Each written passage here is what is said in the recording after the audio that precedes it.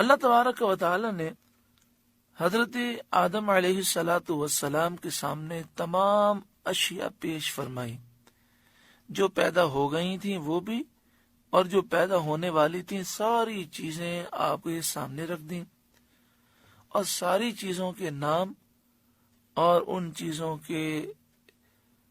خواص، ان کی صفات، ان کے اصول اور ان کے سارے علوم اللہ تعالی نے آپ کو سکھا دیے۔ پھر اللہ تبارک و تعالی نے یہ ساری چیزیں فرشتوں کے سامنے رکھیں اور ان سے فرمایا اگر تم سچے ہو تو ان کے نام بتا دو۔ اس سے مراد یہ ہے کہ اگر تم اپنے خیال میں سچے ہو کہ میں کوئی مخلوق تم سے زیادہ عالم پیدا نہ کروں گا اور خلافت کے تم ہی مستحق ہو، تو ان چیزوں کے نام بتاؤ، کیونکہ خلیفہ کا کام تصرف و تدبیر اور عدل و انصاف ہے، اور یہ بغیر اس کے ممکن نہیں کہ خلیفہ کو ان تمام چیزوں کا علم ہو۔ یعنی مراد یہ ہے کہ اللہ تعالی نے فرشتوں سے یہ جو فرمایا ان کنتم صادقین، اگر تم سچے ہو، یعنی جو تمہارا خیال ہے اگر وہ خیال سچا ہے کہ سب سے ساری مخلوق میں سب سے افضل مخلوق اور سب سے زیادہ عالم تم ہی ہو اور تمہارے علاوہ کوئی خلافت کا مستحق نہیں، تو ان چیزوں کے نام بتاؤ۔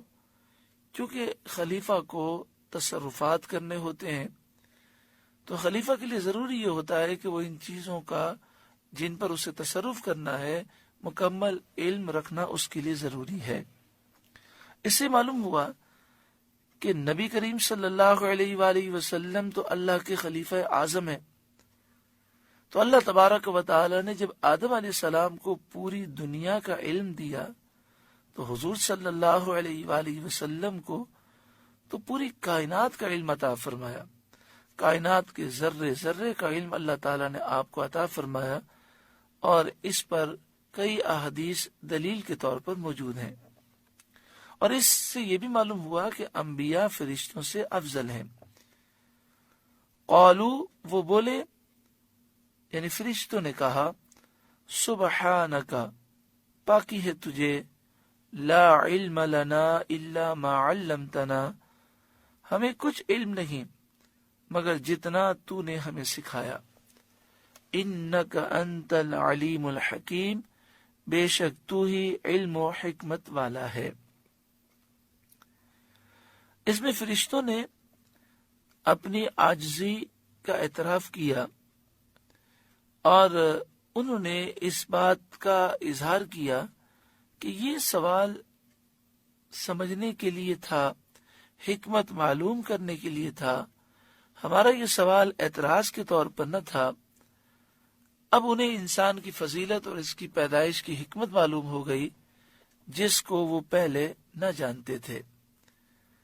اس آیت کریمہ میں یہ بیان کیا گیا کہ فرشتوں نے کہا، سبحانک لا علم لنا الا ما علمتنا،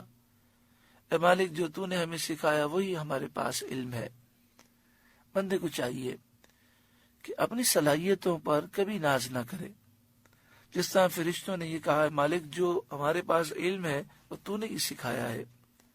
تو اسی طرح بندے کو یہ سمجھنا چاہیے کہ میری ساری طاقتیں، میری ساری صلاحیتیں اللہ کی طرف سے ہیں، میرا تو اس میں ذاتی کوئی کمال نہیں۔ اس کے علاوہ یہ بھی معلوم ہوا کہ جس چیز کا علم نہ ہو انسان اس میں لا علمی کا اظہار کر دے اور عاجزی کرے۔ ایک بہت بڑے بزرگ تھے اور بہت بڑے علامہ تھے اپنے دور کے، آج سے کئی صدیوں پہلے۔ ان کا واقعہ کتابوں میں یہ لکھا گیا کہ ان کے پاس دور دراز سے ایک شخص آیا کوئی مسئلہ پوچھنے کے لیے، اور اس نے جب مسئلہ پوچھا تو آپ نے کہا، لا اعلم، میں نہیں جانتا۔ تو وہ کہنے لگا، آپ نے بڑے آرام سے کہہ دیا لا اعلم، آپ کو یہ محسوس نہ ہوا کہ اس طرح آپ کی عزت میں فرق واقع ہوگا، اور آپ نے ذرا بھی اس قسم کی کوئی حیا محسوس نہ فرمائی اور حق کا اظہار کر دیا۔ تو آپ نے فرمایا جب فرشتوں سے اللہ تعالیٰ نے فرمایا ان چیزوں کے نام بتاؤ، انہیں نہیں معلوم تھے تو انہوں نے لا علم لنا کہہ دیا. تو جس کلام کو فرشتوں نے کہا وہ میں کہوں تو اس میں شرم و حیا کیوں محسوس کروں؟ اس سے ہمیں یہ سیکھنے کو ملا کہ جب بھی ایسا کوئی معاملہ ہو تو ہم اس میں انانیت کا مسئلہ نہ بنائیں. اگر کوئی چیز معلوم نہ ہو تو بالکل واضح کہہ دیں کہ اس چیز کا مجھے علم نہیں.